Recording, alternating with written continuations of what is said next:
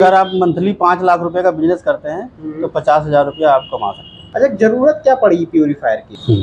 ये बढ़िया क्वेश्चन है। ज़रूरत इसलिए पड़ी क्योंकि आजकल जो वाटर प्यूरीफायर का जो डिमांड हो रही है वो इसलिए हो रही है क्योंकि आज की डेट में हमारा जो पानी है बहुत दूषित है। दोस्तों नमस्कार, मैं आलोक दिनकर एक बार फिर से स्वागत है आपका मेरे इस यूट्यूब चैनल आलोक दिनकर मोटिवेशन पर। साथियों, जैसा कि आप लोग देख पा रहे हैं कि मेरे पीछे वाटर प्यूरीफायर है और आज का जो हमारा टॉपिक है वो इसी पर ही होने वाला है, जिसमें आप लोग ये जानेंगे कि आप आरओ का वाटर प्यूरीफायर लगा करके किस तरीके से अपने बिजनेस से पैसे कमा सकते हैं, जिसको हम लोग पूरी तरीके से आज की डेट में आज की इस वीडियो में हम लोग डिस्कस करेंगे। और साथ में हैं भैया जिनका ये मतलब सेल्स एंड सर्विस का बिजनेस है, जिसके ज़रिए हम लोग आज इस वीडियो में पूरी तरीके से समझेंगे कि किस तरीके से शुरुआत करें, कितनी लागत लगती है, कितना प्रॉफिट आप जनरेट कर सकते हैं, मतलब ओवरऑल आप इस आरओ प्यूरीफायर से किस तरीके से बिजनेस कर सकते हैं। तो चलिए जानते हैं, वीडियो के आखिर तक आप लोग बने रहें। तो भैया क्या नाम है आपका? मेरा नाम नवीन कुमार है, लखनऊ से हैं, यूपी उत्तर प्रदेश। कब से बिजनेस कर रहे हैं आप आरओ का? आरओ का बिजनेस मुझे हो गया लगभग 15 साल। तो भैया अब आप सबसे पहले ये बताइए कि जैसे अगर कोई आरओ का प्यूरीफायर की सर्विस सेल्स एंड सर्विस शुरू करना चाहता है तो कैसे शुरुआत कर सकता है? आरओ के बारे में सबसे पहले तो जानकारी लीजिए। जानकारी हो आपको, उसके बाद फिर आप कंपनी से संपर्क करिए। कंपनी से आप एजेंसी लीजिए उसका सेल्स एंड सर्विस का, और उसके बाद फिर उसके अंतर्गत आप काम करिए। अच्छा, तो अच्छा कितने लागत से इसकी शुरुआत हो सकती है? कंपनी एजेंसी कम से कम 5 लाख रुपया आपको शुरुआत में इन्वेस्ट करना पड़ता है। 5 लाख रुपया अगर आप इन्वेस्ट करते हैं तो लगभग 10 से 15% आपको बेनिफिट मिलता है। अच्छा, और जैसे जैसे आप आगे बढ़ाते जाएंगे अमाउंट को, वैसे वैसे आपका बेनिफिट भी बढ़ता जाएगा। तो मतलब 5 लाख मीन्स अगर 10% का मतलब 50,000 रुपये। हाँ, 50,000। अगर आप मंथली 5 लाख रुपए का बिजनेस करते हैं तो 50,000 रुपया आप कमा सकते हैं। 50,000 का शुरुआत कर मतलब इनकम आप कर सकते हैं। अच्छा, अब एक मेरा आपसे सवाल ये है कि जब हम आपने 15 साल पहले शुरू किया था। हाँ, तो 15 साल और अब में क्या अंतर आया इस बिजनेस को करने में? बहुत अंतर है। 15 साल पहले जब मैंने स्टार्ट किया था तो इतना कंपटीशन नहीं था, ऑनलाइन मार्केटिंग नहीं थी, ऑनलाइन बिजनेस नहीं था।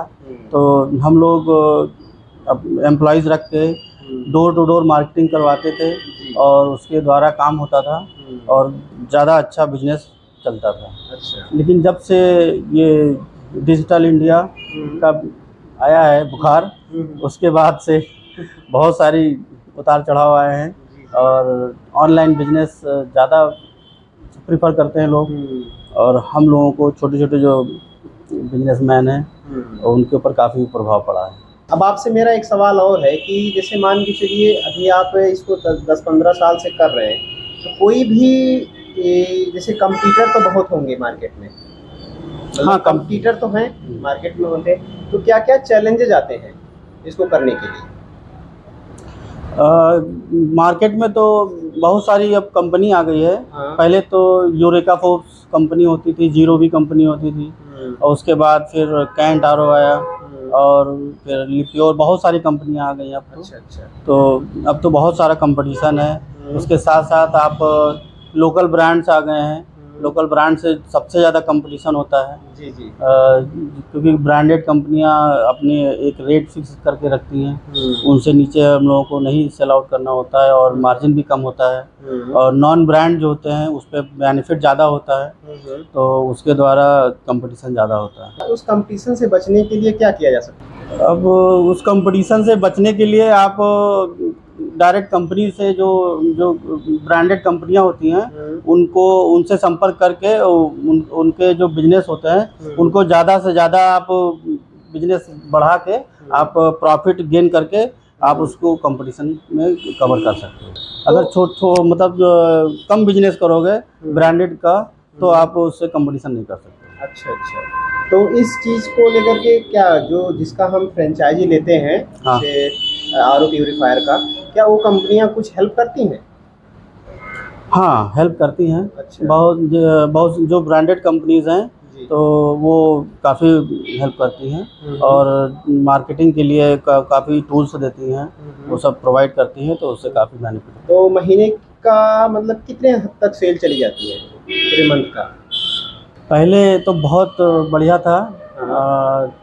जब मैंने स्टार्ट किया था जी। तो लगभग 100-150 यूनिट तक जाती थी। अच्छा। बहुत ही मिनिमम होता था, 60-70 50 अच्छा। तक आ जाता था। लेकिन जब से ये कोरोना काल हुआ और ये डिजिटल इंडिया का आया ज़माना, तब से बिज़नेस बहुत डाउन हो गया है।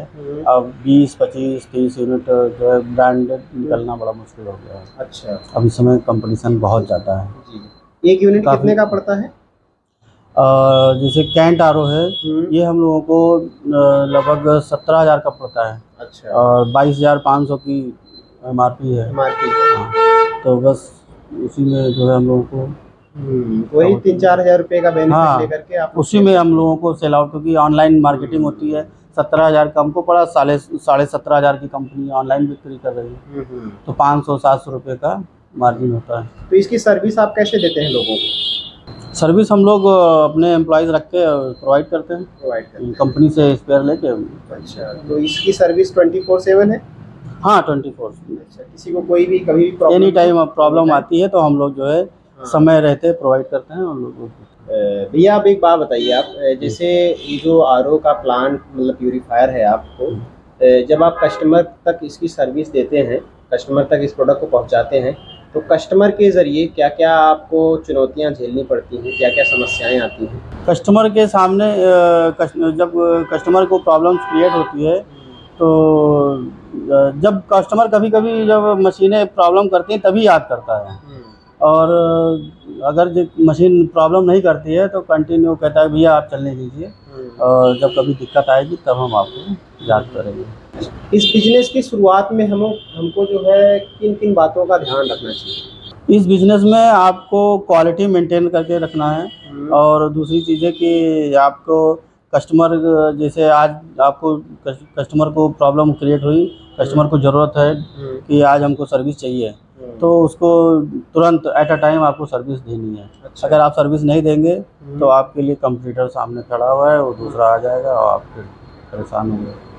अच्छा, जो लोग ये चाहते हैं, जैसे आज के समय में बेरोजगारी इतनी ज़्यादा है, लोग सर्च करते रहते हैं कि हमें कौन सा बिजनेस करना चाहिए। अगर सपोज दैट जो लोग आरओ का बिजनेस करना चाहते हैं, ठीक है, उनके बारे में आप क्या कहना चाहेंगे?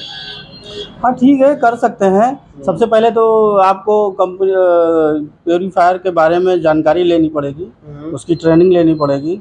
उसके बाद ट्रेनिंग लेके आप कंपनी से संपर्क करके कंपनी की एजेंसी ले लीजिए और अपना बैठ के आराम से बढ़िया बिजनेस करिए, कोई दिक्कत नहीं है। तो शुरुआत छोटे से करिए, तो धीरे धीरे आप उसको ग्रोथ करिए, बढ़ाइए। इस बिजनेस को करने के लिए लोकेशन वगैरह भी मैटर करती है क्या? नहीं नहीं, कोई लोकेशन नहीं, आप कहीं भी पूरे किसी भी लोकेशन में, आप रूरल एरिया में चले जाइए, सिटी में चले जाइए, कहीं भी जाइए, हर जगह बिजनेस है। आज की डेट में तो प्योरीफायर गांव-गांव तक पहुंच गया है, तो वहाँ भी आज की डेट में डिमांड है और लोग अपना करते हैं काम। अच्छा, ज़रूरत क्या पड़ी प्यूरीफायर की? ये बढ़िया क्वेश्चन है। ज़रूरत इसलिए पड़ी क्योंकि आजकल जो वाटर प्योरीफायर का जो डिमांड हो रही है वो इसलिए हो रही है क्योंकि आज की डेट में हमारा जो पानी है बहुत दूषित है। दूषित क्यों है? क्योंकि हम ही आप मिल के उसको, दोनों लोग, सब लोग मिल के, हमारे समाज के लोग मिल के पानी को दूषित करते हैं। आज की डेट में जितना भी केमिकल है, शैम्पू से लेकर साबुन है और भी बहुत सारी, भाई अनाज है खेतों में डाला जाता है, तो उसका जो केमिकल होता है वो कहाँ जा रहा है? वो ज़मीन में जा रहा है, धरती में जा रहा है। भाई हम लोग नहाते हैं, साबुन लगाते हैं, शैम्पू लगाते हैं, उसमें भी केमिकल होता है, तो वो नीचे जाता है धरती में, पानी में मिक्स होता है, और वो फिर बोरिंग से सप्लाई के द्वारा हमारे तक पहुंचता है। तो उसको अगर हम लोग डायरेक्ट ले लेते हैं, इनहेल करते हैं, तो आर्सेनिक प्रॉब्लम है, calcium, magnesium, lead, pesticides, arsenic, ये सारी चीज़ें हैं। फिजिकल इम्प्योरिटीज, रेत बालू कण आते हैं, पानी में पीलापन स्मेल आता है, इन सबको रिमूव करने के लिए ज़रूरत पड़ती है। अच्छा, जैसे एक चीज़ और है, एक सवाल अब बनता ये है कि जैसे इसकी सबसे ज़्यादा डिमांड कहाँ है, जैसे गांव में है या शहर में? सिटी में सबसे ज़्यादा है। गांव में तो इतनी प्रॉब्लम नहीं है, लेकिन सिटी में बहुत ज़्यादा है, क्योंकि शहर में जो पानी की सप्लाई है वो काफ़ी क्रिटिकल है, बहुत दिक्कत है पानी की सप्लाई। और पुरानी पाइपलाइन बिछी हुई है। तो अभी जैसे लखनऊ की बात करें तो पुराने लखनऊ में आप जाइए तो बहुत ही पानी में पीलापन स्मेल आता है। तो वहाँ के लोग तो ऐसे डायरेक्ट पानी पी ही नहीं सकते हैं।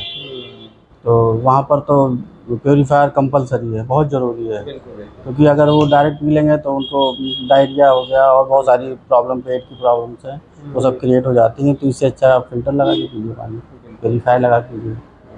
तो इसलिए ज़रूरत पड़ी। अच्छा, ये जो प्योरीफायर है इसमें कौन कौन सा केमिकल यूज होता है, बता सकते हैं? प्योरीफायर में कोई केमिकल यूज़ नहीं होता है। अच्छा। वहाँ पर फिल्ट्रेशन होता है। फिजिकल इम्प्योरिटीज़ के लिए आपका पॉलीप्रॉपिलीन का लेयर होती है, फिजिकल इम्प्योरिटी रिमूव किया जाता है। और कार्बन यूज़ किया जाता है पानी में पीलापन स्मेल के लिए। और जो बैक्टीरियल इम्प्योरिटीज़ होती हैं उनको रिमूव करने के लिए आप मेम्ब्रेन के द्वारा यूज़ करते हैं, या फिर यूवी चैम्बर लगाया जाता है, अल्ट्रावायलेट रेज के द्वारा इनएक्टिवेट किया जाता है बाई पेस्टिसाइड्स को, और इन सबको ऐसे रिमूव किया जाता है, निकाला जाता है। तो इसके क्या कोई साइड इफ़ेक्ट भी होते हैं या नहीं? नहीं, देखिए, अगर आप प्योरीफायर यूज़ कर रहे हैं, आरओ कोई भी यूज़ कर रहे हैं, तो उसका जो टीडीएस होता है पानी का, वो आप लगभग 100 के आसपास रखिए, 100। अच्छा। अगर आप 100 के आसपास टीडीएस रखते हैं, 80-90 का टीडीएस रखते हैं, तो कोई दिक्कत नहीं है। लेकिन अगर 15, 20, 10 का टीडीएस होता है तो वो हार्मफुल होता है, क्योंकि उसमें फिर कैल्शियम मैग्नीशियम रहने जाता है, हड्डियों के लिए काफ़ी नुकसान होता है। तो आप प्योरीफायर कोई भी यूज़ करिए, आप टीडीएस 100 के आसपास रखिए, 100 के आसपास। उसमें आपको सारे मिनरल्स भी मिलेंगे और नुकसान नहीं करेगा। ये टीडीएस क्या होता है? टोटल डिजॉल्व सॉलिड्स होता है। हाँ। पानी में जो सॉल्ट्स होते हैं हाँ। वो उसको बोलते हैं टीडीएस। इसको कैसे सेट करते हैं? वो पानी में एक टीडीएस एडजस्टर लगाते हैं, तो उसके द्वारा वो सेट होता है। तो इसमें जो हमारा प्लान मतलब ये रखा है मशीन, हाँ। इसमें कैसे सेट करते हैं? इसमें मेम्ब्रेन से पानी निकलता है और जो फिजिकल जो सेडिमेंट कार्बन के द्वारा पानी आता है, उसके द्वारा वो निकाल के फिर यूवी चैम्बर के द्वारा भेजते हुए फिर आप उसको सेट करके मेम्ब्रेन का पानी में मिक्स करके आपको उसको मेंटेन किया जाता है। जैसे ये फिजिकल इम्प्योरिटीज़ के लिए क्लैरिटी कार्टेज है। ये यहाँ पर पानी में जितना भी फिजिकल इम्प्योरिटीज़ आती हैं उनको ये रिमूव किया जाता है। उसके बाद ये पानी यहाँ से निकल के कार्बन चैम्बर में जाता है, सेमी ब्लॉक में। यहाँ पर पानी में पीलापन स्मेल जो भी आता है उनको रिमूव किया जाता है।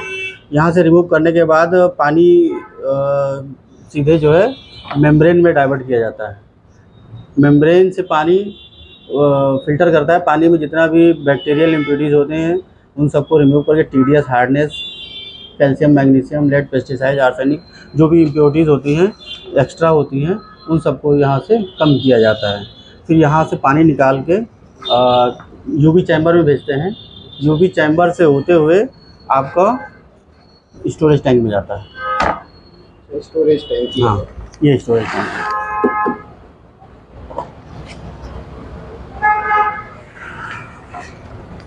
अच्छा, ये जो वीडियो हम लोग अभी रिकॉर्ड कर रहे हैं, ये आलोक दिनकर मोटिवेशन यूट्यूब चैनल है, उस पर अपलोड होगा। आपको कोई दिक्कत तो नहीं है ना? नहीं, कोई दिक्कत नहीं। अच्छा, एक सवाल और, मेरा आखिरी सवाल है आपसे कि जॉब मतलब नौकरी और बिजनेस यानी व्यापार, दोनों को लेकर के आपकी क्या सोच है? मतलब कौन सा बेस्ट है? भाई, नौकरी तो नौकरी है। नौकरी का मतलब है नौकर। अच्छा। नौकरी का मतलब है नौकर, किसी के नौकर, है कि नहीं? बिजनेस आप खुद ओनर, अपना बिजनेस। तो आप किसी कंपनी में ज्वाइन करके अपने आप को पहले उसके लिए बनाइए, डेवलप करिए, फिर आप धीरे से अपना काम बढ़ाइए और अपना काम करिए, अपना बिजनेस डालिए, सीखिए, कोई दिक्कत नहीं है। मतलब आपका कहने का मतलब है कि जो हमारे लोग हैं, जो दर्शक हैं, उनको बिजनेस पे ज़्यादा ध्यान देना चाहिए। बिजनेस पे ध्यान देना। बिजनेस में प्रॉफिट है क्या? हाँ, प्रॉफिट तो है ही है भाई। जितना बड़ा बिजनेस करोगे उतना ज़्यादा प्रॉफिट। अच्छा, रिस्क भी तो है? रिस्क तो है ही है। रिस्क तो बहुत बड़ा है भाई। आप अगर प्रॉफिट भी लोगे तो रिस्क भी तो लेना पड़ेगा।